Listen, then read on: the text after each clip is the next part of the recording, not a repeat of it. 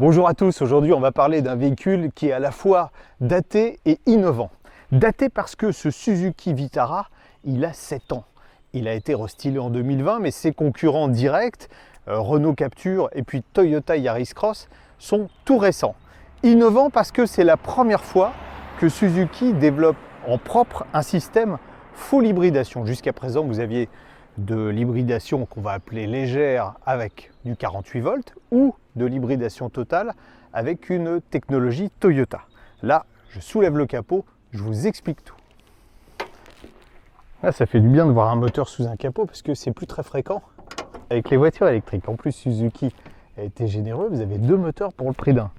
Un moteur 1,5 litre essence 4 cylindres qui développe 102 chevaux et puis caché là derrière, vous ne le verrez pas parce que accouplé à la boîte de vitesse, un moteur électrique qui fait 33 chevaux, qui est alimenté par une petite batterie lithium-ion qui se trouve sous le plancher du coffre et qui affiche une capacité de 0,84 kWh. La totalité de ce petit monde, ça fait une puissance de 115 chevaux, mais vous verrez que c'est suffisant. Pour le style, ce qu'on peut dire, c'est que c'est un Vitara. Ça veut dire quoi? Ça veut dire que c'est un petit SUV, on peut dire un 4x4, parce qu'à l'époque on ne parlait pas encore de SUV quand le premier Vitara est sorti. Un petit SUV qui ne fait que 4,18 m de long et qui, malgré sa compacité, offre une capacité d'emport, en particulier d'habitabilité, qui est assez intéressante. Ça commence par le coffre. Suzuki annonce 289 litres et je dois vous avouer que j'ai le sentiment qu'il est beaucoup plus grand que ça. Bon, il manque 73 litres à cause de la batterie qui est sous le plancher, mais en fait c'est un volume 289 litres sous la plage arrière. Donc on peut enlever cette dernière, on peut aussi rabattre les sièges et on a même un plancher plat. Même chose pour les places arrière, compte tenu de la longueur du véhicule, c'est plutôt généreux. Cette finition haut de gamme, on rentre dans la voiture sans avoir besoin de la clé, on est pas mal installé à l'avant non plus, avec ces sièges, c'est du cuir synthétique et de la microfibre. Je regrette juste qu'il n'ait pas été un poil plus souple. C'est aussi le manque de souplesse qui pêche dans l'habitacle avec des plastiques qui grattent encore un peu, vous voyez, ici, même si le dessus du tableau de bord désormais est en plastique souple, et puis la présentation est quand même très datée, alors où on a partout des compteurs numériques. Ici, bon, on a petite concession à la modernité, un écran central, mais avec une technologie qui est franchement dépassée. Il vaudra mieux, par exemple, pour utiliser le GPS, se servir de son smartphone. Heureusement, il y a toutes les connexions nécessaires. La seule concession à ces compteurs d'un autre âge, c'est l'afficheur central qui permet de mettre soit la vitesse, comme vous le voyez, soit d'afficher la consommation moyenne, ou alors le système hybride qu'on va avoir, voilà, ici. Comme c'est un full hybride, on a deux modes de conduite, un mode normal, un mode éco. Le mode éco fera plus appel à l'électrique. On peut rouler, on va dire, si vraiment c'est plat, peut-être 1 km, 1 km et demi en full électrique, et ça démarrera de toute façon en full électrique. L'équipement de cette version style, haut de gamme, est archi complet avec entre autres la climatisation, les sièges chauffants, bien évidemment la boîte automatique, on en a parlé tout à l'heure, et surtout un toit vitré ouvrant assez grand, assez agréable. J'étais plutôt sceptique avant de prendre le volant de ce Suzuki Vitara hybride, parce que jusqu'à présent mes expériences avec des boîtes robotisées à simple embrayage n'ont jamais été très concluantes. Bon, la toute première, c'était la Smart, et sur la Smart, à chaque fois que la voiture passait une vitesse, que le robot passait la vitesse à votre place, on avait un effet de salut.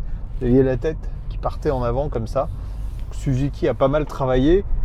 Là, regardez, je vais accélérer, ça va passer une ou deux vitesses.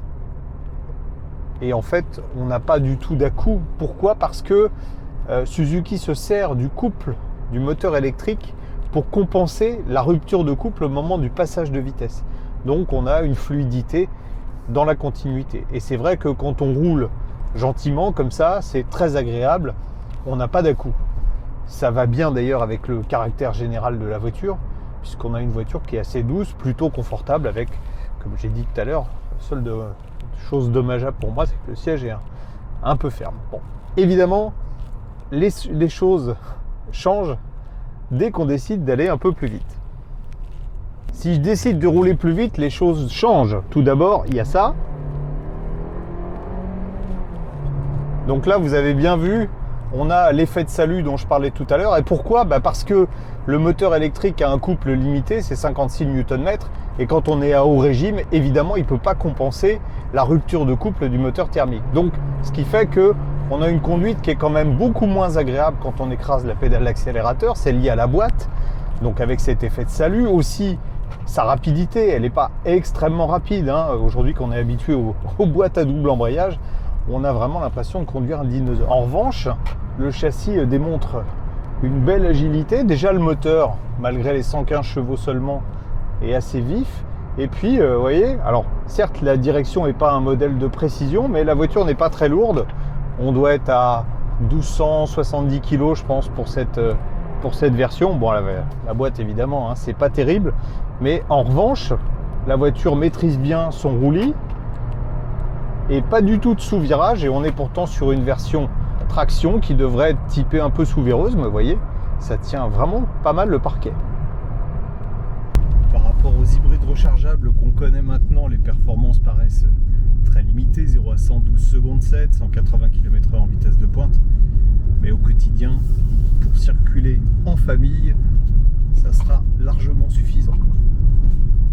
L'intérêt de cette technologie full hybride, c'est évidemment qu'on peut rouler en électrique. Et vous voyez, on a une vitesse de 80 km/h en 100% électrique. On voit que le compte-tours ne fonctionne pas. Là, je vais réappuyer un petit peu plus fort. Voilà, le moteur thermique vient de se mettre en marche. On l'entend un peu, mais en revanche, le couplage est absolument presque insensible.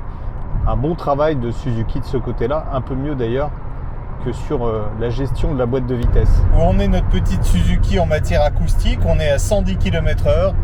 Je suis avec le micro d'ambiance de la caméra pour bien que vous mesuriez l'ambiance sonore à bord.